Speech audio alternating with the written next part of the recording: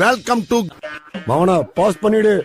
அலைகடலான திரண்டு வந்து ஆர்ப்பாட்டமே இல்லாமல் இங்கு அமைதியாக அமைந்திருக்கும் என் ரசிக பெருமக்களே, உங்கள் எல்லோருக்கும் என் அன்பார்ந்த முதல் வணக்கம். கணிப்பொறி என்றால் என்ன? கொடுக்கப்பட்ட கட்டளைகளை உள்ளீடாக பெற்று அதிவேகமாக செயல்பட்டு விரும்பிய வெளியீட்டை வழங்கும் ஒரு மின்னணு சாதனம் ஆகும். நாம் அன்றாடம் பயன்படுத்தும் மற்ற மின்சாதன இயந்திரங்களைப் போன்று கணிப்பொறியும் மின்சாரத்தை பயன்படுத்தி இயங்கக்கூடிய ஒரு இயந்திரம். உதாரணமாக, ஒரு கரும்புச்சாறு பிழியும் இயந்திரத்தை எடுத்துக்கொண்டோமே ஆனால்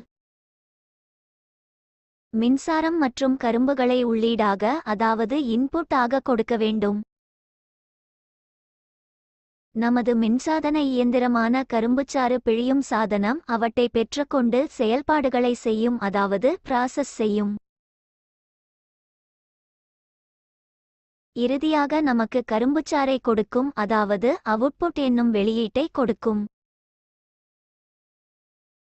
இதேபோன்று நமது மின்சாதன இயந்திரமான கணிப்பொறிக்கு ஒரு உள்ளீட்டை கொடுத்தோமே ஆனால் அது வெளியீட்டை நமக்கு கொடுக்கும், அதாவது இன்புட் கொடுத்தால் ப்ராசஸ் செய்து நமக்கான அவுட்புட்டை கொடுக்கும். 2+3 என்று கொடுத்தோமே ஆனால் அந்த இரு எண்களையும் கூட்டி 5 என்ற வெளியீட்டை நமக்கு கொடுக்கும்.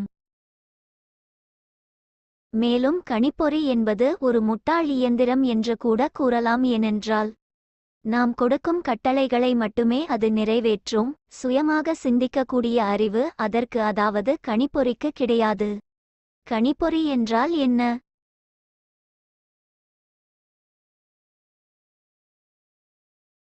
கொடுக்கப்பட்ட கட்டளைகளை உள்ளீடாக பெற்று அதிவேகமாக செயல்பட்டு விரும்பிய வெளியீட்டை வழங்கும் ஒரு மின்னணு சாதனம் ஆகும்.